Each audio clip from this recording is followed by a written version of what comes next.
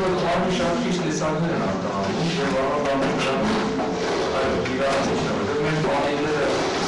ասում են իրենց կամ ֆոտո, կամ իրենց ջերմության, կամ իրենց պահպանման ռեժիմներով, հետո ասում են որակը դուք փորձել եք բանիները երբեմն թողնեք, չդնեք սարանում, մի քիչ երկար թողնեք բացան։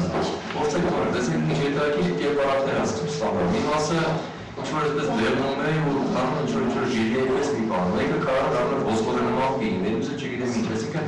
դրանք որակական խնդիրները նաև որ բողոքում են իրենց ինչի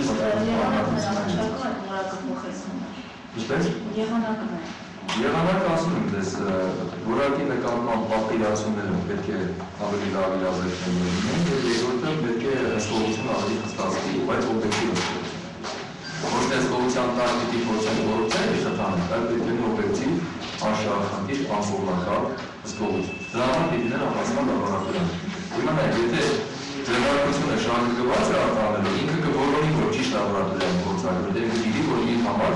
համակարգը մեծ ռիսկ է, ինչու՞։ Նույն FDA-ի պատմությունն է իշել, կապված ջերմուկի կամ այլ բաների, կամ մի երրորդության։ Դրանք կարող են հազարավոր դոլարների կամ միլիոնների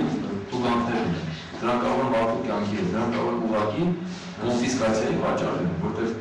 այդ երկիրը կարող է այդ ապրանքը վերցնի ոչնչացնի, եթե դա չի անպատասխանում։ Եվ դրա հետևանքները նաև դժվար են։ Օրինակ, երբ որ մենք հիմա Եվրոպա մեկ բլոկ սիգարետից ավել ծխախոտ տանենք եւ մարսային սահմանը գրված է այսօր, որ Եվրոմիություն քաղաքացի յանքում մեկ բլոկից ավել չդեղուցը։ Դուք ինքնավար երկու բլոկ եք տանում, չէ՞։ Հենց որ հայտնաբերում են, ասում եք դեռ այս մի բլոկը գցեն են աղբարկոդի մեջ, ինքը գցում է, բայց նաև այս 300 եվրո տուգանում է։ Այսինքն դուք գցելով չեք բացնում, դուք նաև տուգանում եք։ Հասկանա՞լ։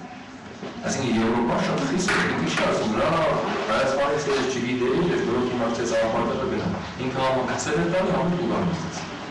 Որ դուք երկրներն այլևս այդ մասը չեն ունեցել։ Շատ լավ, եթե այդ հարցերը չկան, դուք շնորհակալություն։